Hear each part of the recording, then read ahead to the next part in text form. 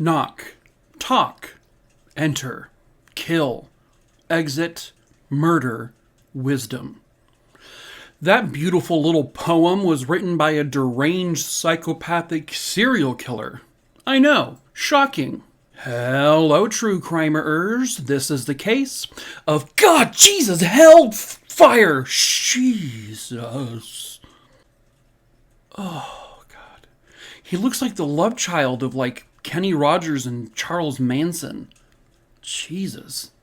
This is the case of Charles Severance. Viewer discretion is advised.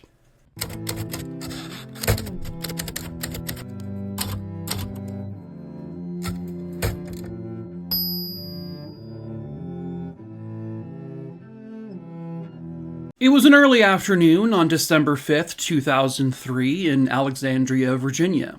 Nancy Dunning was the wife of Alexandria's sheriff, Jim Dunning. He had been sheriff there since about 1985. Wow, that's the year I was born. That's a long time.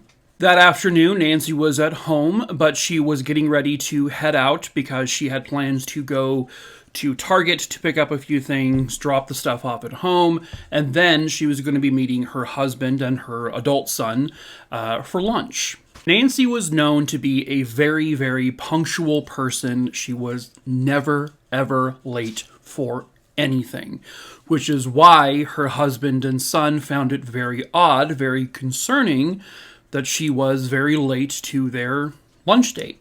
They waited there for some time before they eventually said, we need to go see what's going on. So the sheriff and his son, they get in the car and they drive back to the Dunning residence. They arrived at the house on Mount Ida Avenue a short time later. The garage was open and Nancy's car was still in the garage. They walk inside. They first kind of go into like the family room where they see all of the Target bags, so they know that she had gone shopping and dropped off the stuff at home. They then turn a corner and kind of lying in the middle of the hallway was Nancy. She was lying on her back and she had blood all over her face and there was a pool of blood, behind her head. They obviously immediately called 911 to make sure they get, first responders there as quickly as possible, but it really wouldn't have mattered because Nancy was pronounced dead at the scene. CSI would find a small .22 caliber bullet kind of just right in the middle of the pool of blood by her head. Other than that, there is no signs of forced entry. The house doesn't look like it had been run through by someone. Everything looks normal. Nothing appears to have been stolen. Nancy's purse and wallet were there, not taken. There was money inside. So this didn't appear to be a robbery. They also find like a small smear of blood on the front door, so they assume that that was just from her killer when he or she fled the house. The autopsy would show that Nancy was shot a total of 3 times, all with a .22 caliber. The entry wounds appeared to show that the shots were at very close range, within like a foot. Almost immediately, the husband, the sheriff, becomes the first suspect because, let's be real, that's normal. The husband is always the first suspect. The problem they had, though, is that Sheriff Jim Dunning had a very, very solid alibi. He was at lunch at the restaurant with his son for a long period of time.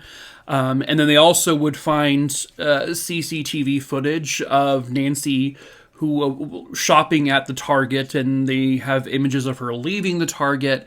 And the time between when she was at Target to the time when the sheriff and his son got to the restaurant, there would have been absolutely no time whatsoever for him to have gone to the house and shot his wife and then gotten back to the restaurant. It just wasn't possible. Now, they also said, well, maybe he hired someone to do it. But they really dug deep into this, and there were rumors of like infidelity, but they found no actual proof that there wasn't any like affairs going on. They checked the financials. There was really nothing out of the ordinary with their money. There wasn't any reason, any motive that the sheriff would have to kill his wife. By all accounts, they were a happy couple, and they had nothing. So they did clear him, of course, but the public would still kind of voice their concerns, like, do you kill your wife? And after her murder, unfortunately, he just sort of kind of withered amongst not only her death, but also like the accusations. And unfortunately, he passed away himself in 2012, and this would be before they ever knew who killed his wife. So, unfortunately, he died never knowing. And, spoiler alert, her case goes unsolved. Her case goes cold very quickly. Police interviewed hundreds of people. They looked into maybe someone who had any kind of, jilted history with the sheriff that wanted to take revenge, but they just couldn't find anything. And they scoured the CCTV footage to see if anyone from Target maybe followed her, and they did have an image of like a guy who may look like he was following her out of the Target, but they never really found out who that guy was. And in the end, it never actually amounted to anything anyway. It did appear that this was a stranger on stranger murder, and those are the worst. Those are the hardest ones to solve. We now fast forward 10 years later, November 11th, 2013. Ronald Kirby, he is the Transportation Planning for Suburban Maryland, Virginia, and Washington, D.C. I don't know what that is. Something to do with transportation, obviously. He also lived in Alexandria. On the afternoon of November 11th, 2013, Ronald was home by himself because he was actually waiting for the plumber to arrive. They had some issues. The plumber, whose name is Daniel, he would later recount that he called and spoke to Ronald, and this was at 11:32 a.m. The call was very brief. It was just Daniel telling him, hey, I'm on my way. 10 minutes later, at 11:42 a.m., he pulls up to the house. He goes to the front door, he knocks on it, no one answers. He calls out for the gentleman's name, no response. He knocks again, nothing. He then tries calling the house. He can hear the phone inside ringing and ringing and ringing, but no one's picking it up. So he has no choice, unfortunately, but to leave, and that's exactly what he does. Later that afternoon, Ronald's son goes to the house, and he notices that the door is closed, but it's unlocked, which is kind of unusual. They usually have the house locked, but he walks in and starts calling out for his dad because he's there to meet him. Unfortunately, lying just several feet away from the front door was his father. Ronald Kirby was on the ground, on his back, with blood on him. He appeared to have a lot of blood coming from his chest. So his son calls 911, obviously, right away. They arrive. And again, unfortunately, Ronald Kirby is pronounced dead at the scene. They can clearly make out that he has at least a couple of gunshot wounds to his chest. CSI would find bullets and bullet fragments near the body, under the body. Those bullets would later be identified as being .22 caliber. Ronald also had 2 gunshot wounds to his hand, so that appears to them that he had tried to defend himself by, putting his hand up. There, once again, was no forced entry into the house. The house was in pristine condition. Everything looked normal. Nothing was ransacked. Nothing was gone through. Nothing was stolen. He had his wallet with cash and credit cards all still there. He had on his wedding ring. He had an expensive watch on, not taken. So again, there's no robbery motive in play here. So is this another stranger on stranger murder? Police would get in touch with the plumber, and the plumber had said that on his way to the house, he said he saw a bunch of construction guys, and then that there was another guy who looked like he may be one of the construction crew, but he wasn't positive, who appeared to be kind of either running or walking very fastly away from the direction of the Kirby residence. But he didn't get a good enough look to give any kind of composite drawing. Police would question those construction people, and they were able to quickly rule all of them out. But again, the plumber wasn't sure if that guy was even part of that crew. He was just sort of near them. Once again, they have no clear suspects. They don't even have a clear motive. The best thing they can come up with was that Ronald Kirby was trying to get construction on a new Woodrow Wilson Bridge. And there were people who opposed it. There were people who opposed the location of it. But they were able to kind of look at all those people who had publicly opposed him, like loudly. And they were able to pretty much rule all of them out of doing anything involved in this case. He didn't have any enemies. He had a good marriage. There was nothing nefarious going on. Again, this was just like a WTF. What, why, and what, who? This just left investigators stumped. A little over a year later now, February 6th, 2014. It would happen again. Ruthanne Lodato was the sister of a general district court judge and the daughter of a circuit court judge, both in Alexandria. Ruthanne lived in her home with her husband in Alexandria, and they also lived with Ruthanne's mother. She was elderly, who was in poor health, and so they had to hire a caretaker to help take care of her mom. The caretaker was named Janet Franco, and she worked physically at the house every day. At 11:30 a.m. on February 6th, 2014, Janet Franco would later recount that there was the doorbell had rung, and then a few short moments later, she hears a loud popping noise and then a scream. So she kind of runs towards the front door, and then she sees Ruthanne on the ground. And at the front door, she also sees a tall man who appears to be an elderly person. He has a big old like grayish white beard, very like frazzly gray white hair.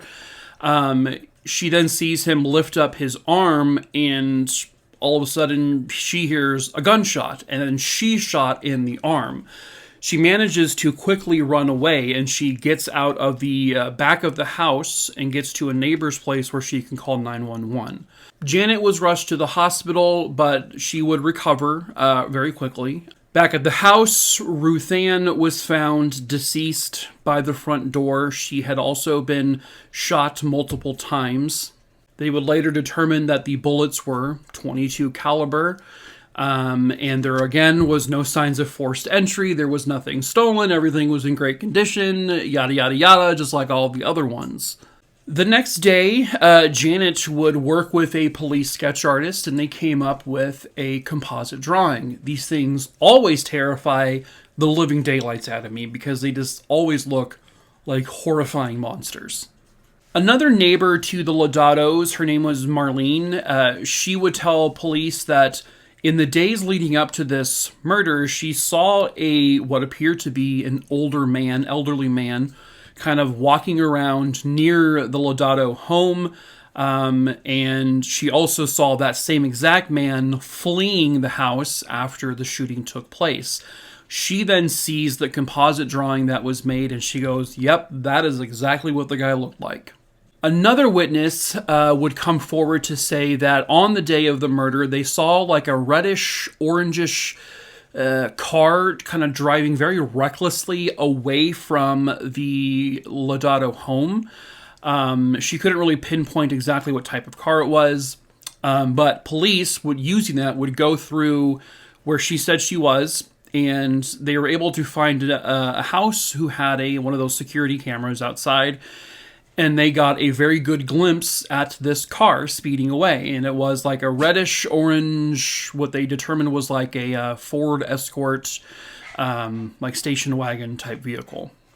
So once they found out that it was a .22 caliber ammunition, they were told by like coroners that .22 caliber is not something you typically see a lot of in homicides. In fact, it's very rare, especially in that area. So they would look into previous cases, and they found out that there was 2 unsolved murders in Alexandria that involved a .22 caliber weapon. So working on a hunch, they would kind of test all the bullets and bullet fragments that were found, and they determined that all the bullets from all three of these murders that I've spoken about were very, very similar to one another, to the point where they think this may have been committed by the same person, that they now have a serial killer who for some reason waited 10 years in between, one murder, and then another year for the next one. So police would release the composite drawing to the public. They put it on the news, and they were told by a few people that they knew exactly who that was. It was a man by the name of Charles Severance. Now, the Charles Severance in 2014, I still have a hard time believing this is the same person, but the 2014 one looks vastly different than the one from 2003 even. I know obviously it's like a decade later, but it's just he went from looking like a dude to like a disgruntled Dumbledore. Like it's just crazy to me. Charles was born on September 25th, 1960, and he lived pretty much most of his life in Fairfax, Virginia. He grew up a relatively normal guy. He lived in a very normal, very just regular family. There was no seedy history, no abuse or anything like that. It was just all just very regular. He would, graduate high school. He would become an undergraduate, go to college, do all these things. He became an engineer. Everything seemed great. And then his mid-20s, it got kind of weird. He joined a cult for some reason. And he spent a little bit of time with it. His parents were concerned because he was basically giving all of his money, most of his money, to this cult. But then he left it. So I guess it just wasn't for him. Even though by 2014 he looks like a cult leader. In 1998, he met a woman by the name of Tamala Nichols. They hit it off. They became very close, and they became boyfriend and girlfriend. They made whoopee, and they had a baby. In April of 1999, their son Levi was born. Very soon afterwards, Charles Severance becomes a different person. Tamala said he became very verbally, emotionally abusive. He was very erratic. He was a little off. He seemed a little like just mentally something all of a sudden just seemed off with him. By the beginning of the year 2000, she managed to leave him and she took Levi. She would later tell the courts that Charles would go around saying, quote, "I am the lion in this home and you must submit."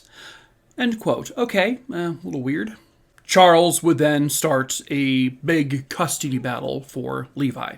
But instead of hiring an attorney, well, apparently Charles Severance had watched enough episodes of The Practice to say, you know what? I know how to do this. So he was his own lawyer during the custody situation. He would file a whole bunch of like crazy, what they described as rage-filled briefs where he just openly just tore into Tamala, calling her all sorts of awful names. And he just came off really, like, just crazy. Just, like, incredibly unhinged, where the judge was like, all right. So the judge would get in touch with the local sheriff, Sheriff Jim Dunning, to have extra deputies there in the courtroom because this guy's a little unstable. We just need some extra protection just in case. And they did. They provided the extra deputies.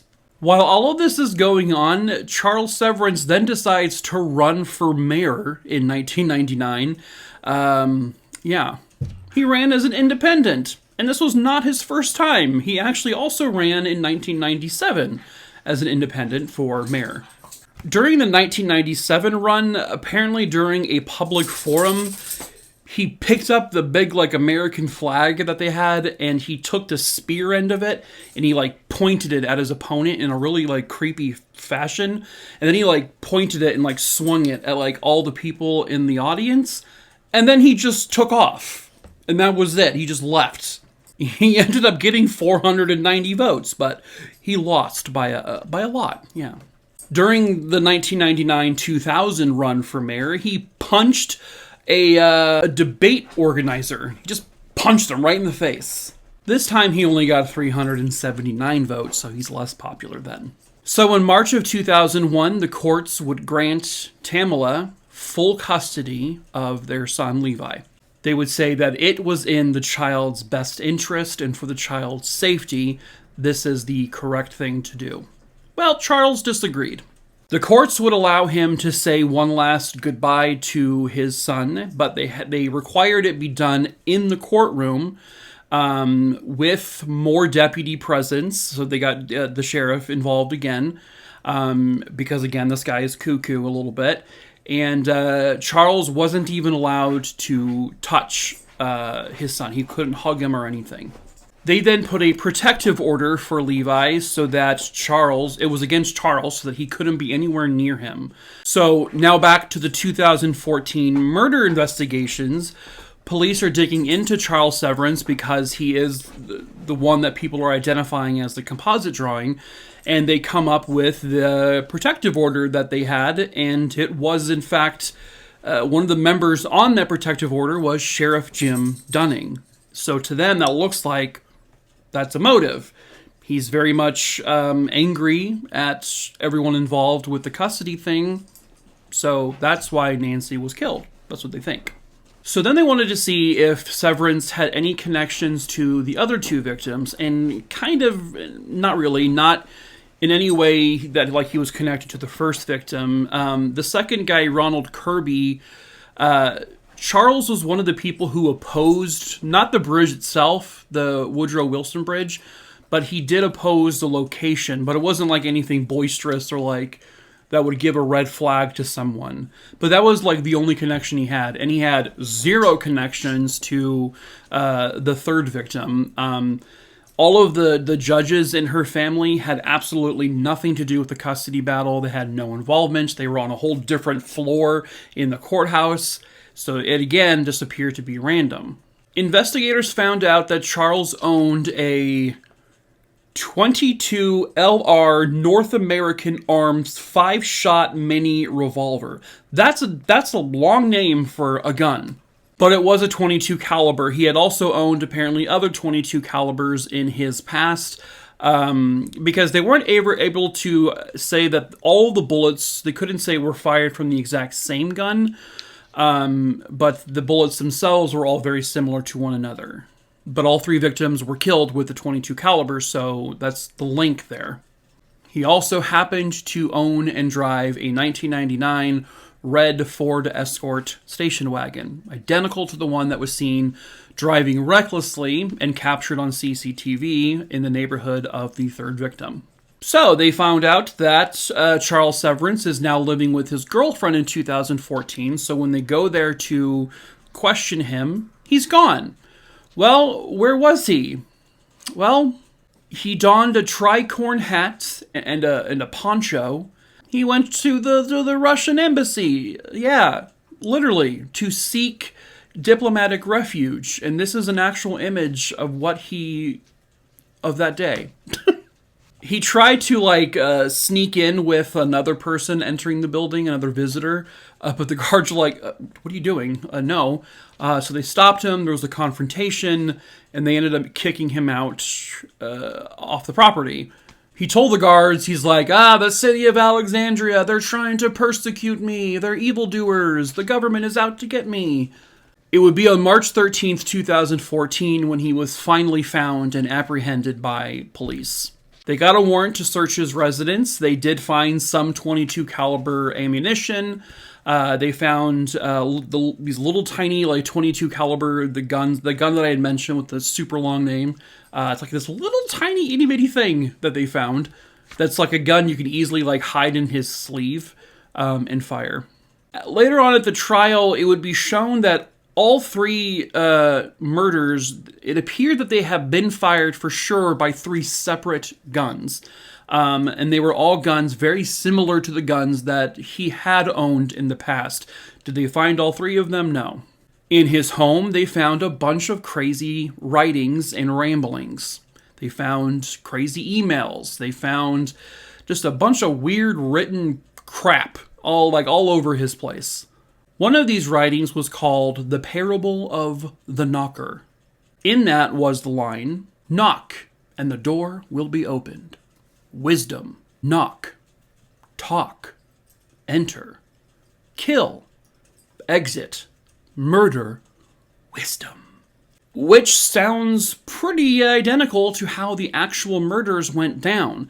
It definitely appears as if someone knocked on their doors, they answered.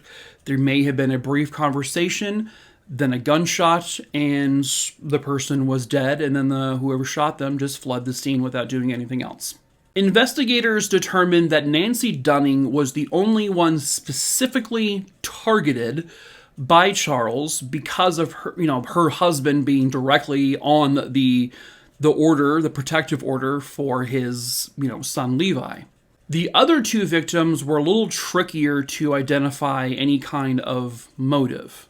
But when they looked at all of the writings he did, the emails he has sent to other mayors and stuff, they would determine that he was someone who was very much against the establishment.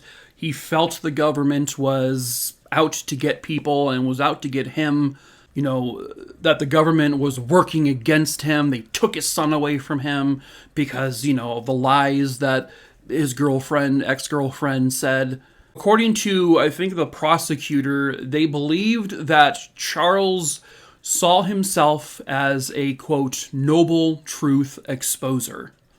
He considered himself to be something like an Edward Snowden, which is why he went to the Russian embassy, because to sort of mimic what Snowden did. They determined that he was very much against the elite, the socialites, the very wealthy people. So the neighborhoods in Alexandria where all three murders took place were very wealthy neighborhoods. They had big houses.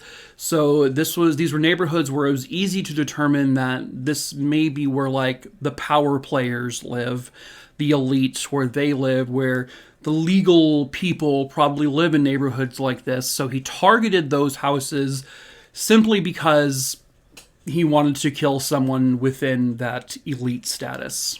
The prosecutor said that the evidence against Charles Severance for the Lodato murder, the more recent one, was pretty solid. I mean, they had the CCTV footage of the car. They did have the recent .22 caliber little tiny gun. Most importantly, they had the eyewitnesses who ID'd him after the fact, to a T. Yeah, that's the guy that I saw. That's the guy that shot me in the arm. That being said, the evidence wasn't as strong, physical evidence at least, for the first two murders. They did have the connection to the Dunnings because of the court proceedings from way back when, but physical evidence, they had the fact that it was a .22 caliber guns, but they didn't have those exact guns that he may have used.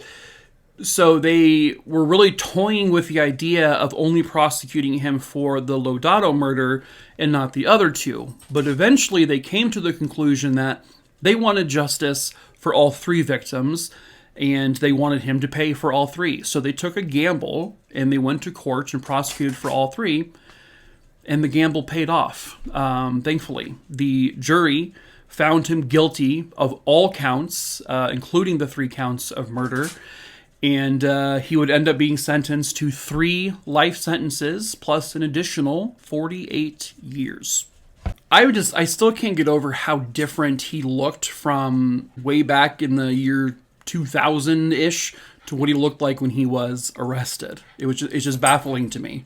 But that's him. It's him, and they got him, so. But that is it for this case. I hope you found it interesting. As usual, if you want to see more cases from me, I have a whole bunch more here on YouTube, so please feel free to subscribe and like and comment and all that jazz, all those things I'm supposed to say. Hit that bell or whatever, sure, yeah. If you have a case you would like to see me cover, you can send me that case to my email at mikey@truecrimerer.com. It's listed below.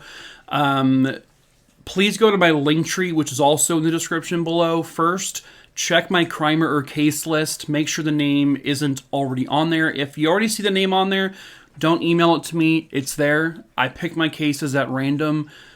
So I don't know when I'll get to it. It can happen anytime. If you don't see the name you want me to cover on there, though, email me and then just send me like the name, where it happened, when it happened, and then I can add it to the list.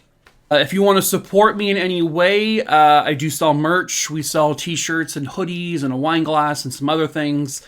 We do ship internationally. My friend Adam, who makes all of my merch himself and ships it himself, he will ship it to wherever in the world you are. The link to that is also in the description below.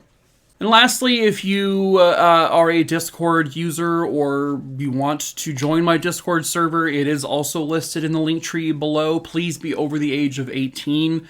I think it doesn't even allow you to enter it if you're not, I think. So if you are under the age of 18 and you're trying to join and you make it in and we find out, we'll just kick you out. All right, True Crime-a-roonies, that is it. Until the next case, I'm just going to sit here and I'm going to wait until the next case. I'm not going to do or say anything. Just going to sit here and wait.